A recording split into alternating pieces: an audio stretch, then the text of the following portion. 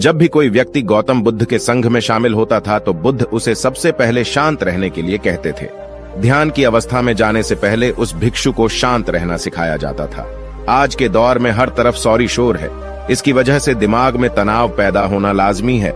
ऐसे में अगर आप हर रोज कुछ देर मौन रहने का अभ्यास करते हैं तो इससे आपके तनाव पैदा होने वाले हार्मोन के लेवल में कमी आती है। इससे आपका दिमाग शांत होता है, गुस्सा नियंत्रित रहता है और तनाव बढ़ाने वाले हार्मोन्स का लेवल घटता है।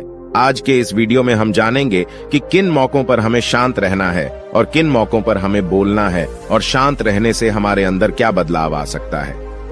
दोस्तों, संध्या काल का समय था। गुरु अपने सभी शिष्यों को बुलाते हैं और कहते हैं, कल सुबह सब लोग नदी में स्नान करने के बाद तुरंत हमारी कुटिया के सामने उपस्थित हो जाना। सभी इसी से हैरान रह जाते हैं कि हम लोगों ने कुछ गलती की है क्या, लेकिन गुस्से से यह कहते हैं कि हो सकता है कि गुरुजी कल सुबह कुछ अच्छी बात बताने वाले हैं। सब लोग रात को सही समय पर सो जाते हैं और सुबह उठकर सभी लोग नदी में स्नान करने के बाद वापस गुरुजी के सामने उपस्थित हो जाते हैं। गुरु कहते हैं, आज हम तुम सबको चुप रहने के फायदे के बारे में बताऊंगा। गुरु कहते हैं, 10 मौके जहां पर चुप रहने से होता है लाभ और बोलने से नुकसान। गुरु कहते हैं, अगर आप इन 10 मौकों पर शांत हो गए यानी मौन हो गए तो आप जो चाहेंगे वही मिल जाएगा। आपकी जिंदगी में चमत्कारिक बदलाव शुरू हो जाएंगे। जरूरत से ज्यादा बोलना या चुप रहना दोनों ही अच्छी बात नहीं है। जैसे जरूरत से ज्यादा बारिश हो जाना या फिर धूप दोनों ही दिक्कत देती है, उसी तरह अनावश्यक बोलने से भी काफी नुकसान होता है। गुरु कहते हैं कि पहला ऐसा मौका जहां पर व्यक्ति को चुप रहना चाहिए, बिना तथ्य के ना बोले। गुरु ने कहा, अगर आपके पास कोई तथ्य नहीं है तो वहां चुप रहने में ही भलाई है। चुप बैठने से दिमाग में नई कोशिकाओं का निर्माण होता है और इससे ज्ञान की वृद्धि होती है। बोलने में भलाई वही है जहां आपको किसी चीज के बारे में पूरा ज्ञान हो। अगर आप बिना तथ्य के कहीं बोलते हैं या फिर बेवजह बोलते हैं तो आपका वहां मजाक भी बन सकता है। अगर आपके पास पर्याप्त जानकारी नहीं है, ऐसी जगह पर बोलने से आपका मजाक तो बनी रहेगी, साथ ही साथ लोगों का भरोसा भी आपसे उठने लगेगा। इसलिए ऐसी जगह पर शांत रहो जहां तुम्हें पता ना हो कि क्या बोलना है क्या नहीं। कई बार कुछ लोग ऐसे होते हैं जो हर जगह अपनी उपस्थिति बताने लगते हैं। उन्हें पता नहीं होता है कि हमें क्या बोलना है, लेकिन फिर भी बोलते जाते हैं और फिर बाद में दूसरे लोग उनके जाने के बाद उनका मजाक उड़ाते हैं। जब तक आपको उस तथ्य के बारे में अच्छा ज्ञान नहीं है, उसके बारे में पता नहीं है, तो वहां चुप रहना ही ज्यादा समझदारी है। गुरु ने कहा, दूसरा ऐसा मौका जहां पर व्यक्ति को चुप रहना चाहिए। शब्दों से न पहुंचे ठेस। अगर आपके शब्द किसी को मानसिक ठेस पहुंचा रहे हैं तो वहां चुप हो जाना चाहिए। कमजोर व्यक्ति के बारे में कुछ भी बोलकर आप महान नहीं बन सकते हैं। महान आप किसी कमजोर का साथ देने में बनेंगे। कई बार होता है कुछ लोग अपने से छोटे व्यक्ति को भला बुरा कहते रहते हैं। सामने वाला इंसान तो कद से आपसे छोटा है, वह आपको कुछ नहीं बोलेगा, लेकिन आप उसकी नजरों में गिरते चले जाएंगे। हो सकता है कि कल वह भी आपसे पद में बड़ा हो जाए। पद में आपसे जब वह बड़ा हो जाएगा तो आज जो रवैया आपका उसके साथ है, आने वाले समय में वह भी आपके साथ वही करेगा। आप किसी को नीचा दिखाकर बड़ा नहीं बन सकते हैं। बड़ा बनना है तो अपने से छोटे लोगों का इज्जत भी करना सीखें और साथ ही साथ बड़े लोगों का भी सम्मान करना चाहिए। लोगों को लगता है कि अगर वह अकड़कर बोलेंगे और सामने वाले को नीचा गिराने की कोशिश करेंगे तो वह बड़े बन जाएंगे, तो यह उन सब की भूल है। बड़े होने की बजाय आप उनकी नजरों में गिरते चले जाएंगे। गुरु ने आगे कहा, इसलिए शिष्यों, तुम सब जब भी बोलना आदर भाव से बोलना, ताकि तुम्हारी बात लोगों को अच्छी लगे। बोलने में भाई बहन, माता पिता, मित्र इत्यादि संबोधन शब्दों का इस्तेमाल जरूर करना। इससे तुम्हारी मान प्रतिष्ठा तो बढ़ेगी ही, साथ ही साथ लोगों की नजरों में तुम समझदार व्यक्ति बनते जाओगे। गुरु ने आगे कहा, तीसरा मौका जहां पर व्यक्ति को चुप रहने में ही भलाई है। क्रोध या घृणा करने वाले लोग, जब कोई अपना या सगा संबंधी आप पर क्रोध कर रहा हो, आपका अपमान कर रहा हो, तो आपको उस वक्त चुप रहना चाहिए ताकि सामने वाले का गुब्बारा पूरी तरह से फट जाए। आप यदि सही हैं तो उसे कतई माफीनामा गए और चुप रहकर ही सही समय का इंतजार करें। वह खुद आपसे माफी मांग लेगा जब उसे अपनी गलती का एहसास हो जाएगा। गुरु आगे कहते हैं कि अगर आपका कोई सगा संबंधी आप पर क्रोध कर रहा हो और आप उस समय शांत हैं, तो यह आदर सम्मान देने की निशानी होती है। इससे न कोई छोटा होता है और न ही बड़ा। अगर आपको क्रोध आ रहा है तो आप या तो वहां से किसी का अनादर किए बिना चले जाएं या फिर चुप रहें। क्रोध करने से आपके रिश्ते खराब होंगे। क्रोध करने से हमेशा क्रोध करने वाले व्यक्ति का ही बुरा होता है। गुरु आगे कहते हैं कि एक बार की बात है, एक सांप जंगल से भागते हुए किसी राजा के घर में पहुंच गया। लोगों ने छेड़खानी की तो वह बहुत ही गुस्सा हो गया, जिससे घर में जो तलवार पड़ी हुई थी उसी को लपेटकर कसने लगा और धीरे धीरे उसका पूरा शरीर कट गया। यह गुस्सा उसे खा गया। ठीक उसी प्रकार हमारा गुस्सा भी हमारे शरीर को तलवार की भांति काटता रहता है। गुस्सा ध्यान से खत्म होता है प्रतिदिन। अगर आप ध्यान की मुद्रा में बैठे हैं तो आपका गुस्सा आपके नियंत्रण में रहेगा। गुरु आगे कहते हैं कि यह तरीका है कि आप प्रतिदिन ध्यान का अभ्यास करें। इससे आपके शरीर में जो हार्मोन्स गुस्से को बढ़ावा देते हैं वह सब तुम्हारे नियंत्रण में रहेंगे, जिससे शरीर गुस्से पर आसानी तुम्हारा से काबू पा लेगा।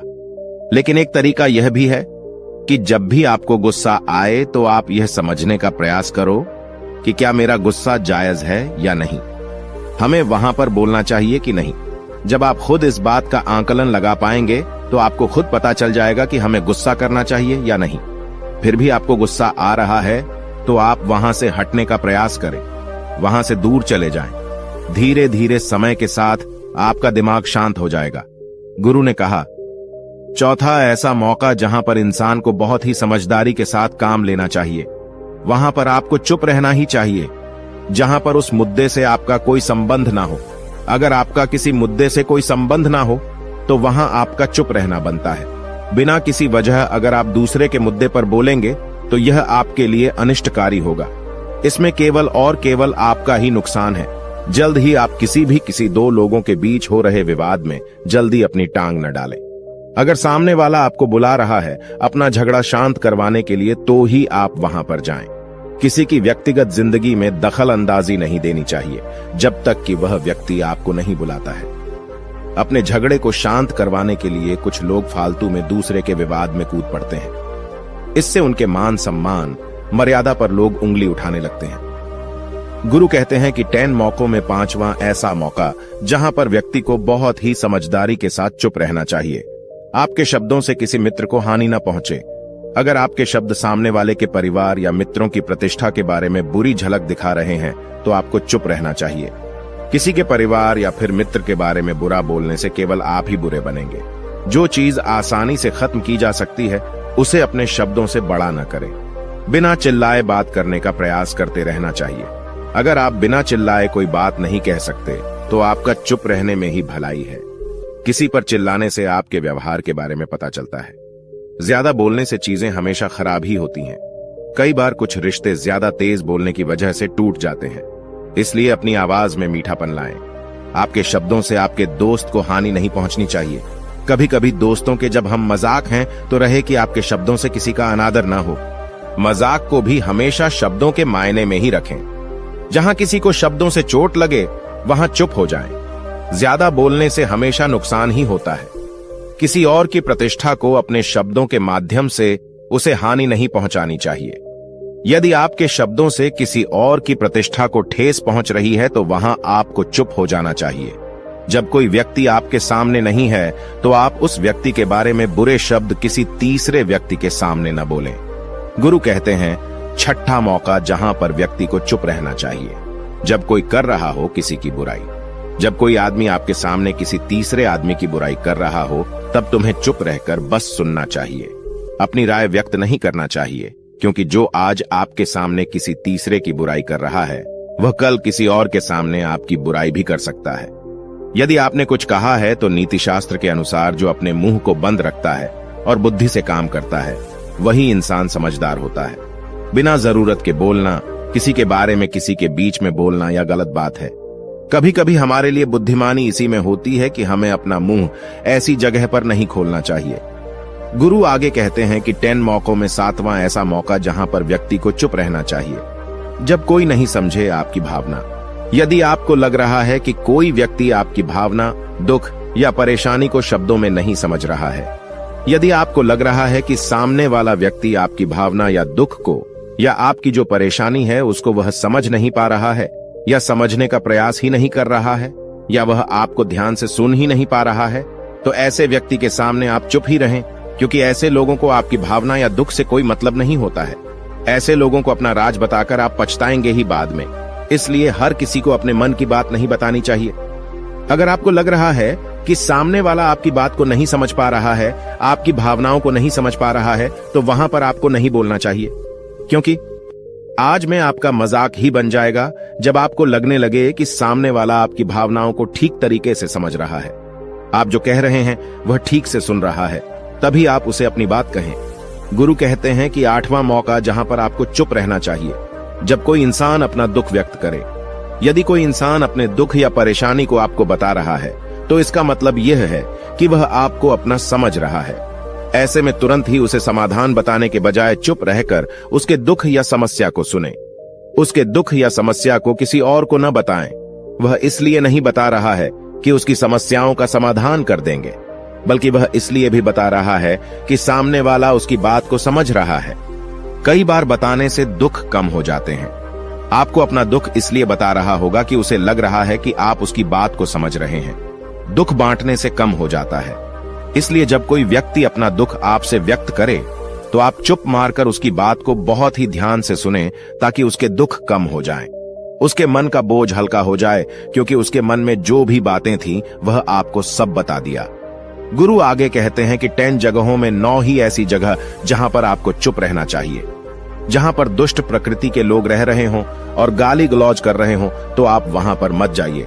ऐसी जगहों से आप चुपचाप निकल जाएं, अर्थात अपनी प्रतिक्रिया दिए बिना आप वहां से चले जाएं, क्योंकि जिसकी जुबान खराब होती है, जो दुष्ट प्रकृति के लोग होते हैं, उनको आप ऐसे समय में नहीं समझा सकते हैं। जब उनका दिमाग पूरी तरह से शांत हो जाए, तभी वह आपकी बात सुनेंगे। इसलिए जहां पर दुष्ट प्रकृति के लोगों आपकी बात को न मानते हों और न ही सुनते हों, तो आपको वहां पर नहीं बोलना चाहिए। गुरु कहते हैं कि 10 माह ऐसा मौका जहां पर आपको शांत हो जाना चाहिए।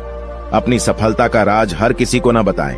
कई बार होता है कि कुछ लोग जो सफलता को बहुत ही जल्दी अर्जित कर लेते हैं, वे हर जगह अपनी सफलता का ढिंढोरा पीटने लगते हैं। ऐसे में क्या होता है कि कई लोग आपकी सफलता से खुश नहीं होते हैं। अगर आप अपनी सफलता का जबरदस्ती लोगों में ढिंढोरा पिटवा रहे हैं, तो लोगों की नकारात्मक ऊर्जा आपको प्रभावित कर सकती है। जब आप सफल होंगे तो सबको पता चल जाएगा कि आप सफल हो गए हैं। ढिंढोरा पीटने से नुकसान आपका ही होगा। इतना कहकर गुरु ने कहा, शिष्यों, आज के लिए बस इतना ही। अगर तुम सब मेरी इन 10 बातों को अपने जीवन में अपना लेते हो, तो तुम सब काफी हद तक परेशानियों से बचे रहोगे। यहाँ से जाने के बाद मेरी यह बातें आपके जीवन किसी वरदान से कम साबित नहीं होंगी। दोस्तों, मुझे उम्मीद है इस वीडियो से आपको बहुत कुछ सीखने को मिला होगा। अगर आप नए हो तो हमसे जुड़ने के लिए इस चैनल को सब्सक्राइब करना मत भूलिएगा।